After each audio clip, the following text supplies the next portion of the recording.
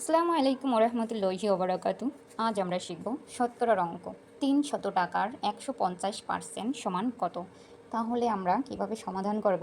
প্রথমে আমরা লিখব ৩০০, এই টাকার এই র আছে, এর জন্য লিখব এর ৩০০ এর ১৫০% সমান, প্রথমে ৩০০ লিখে দেব, এর জন্য গুণ দেব এবং ১৫০ উপরে লিখব, এই পার্সেন্টের জন্য ১০০ লিখব।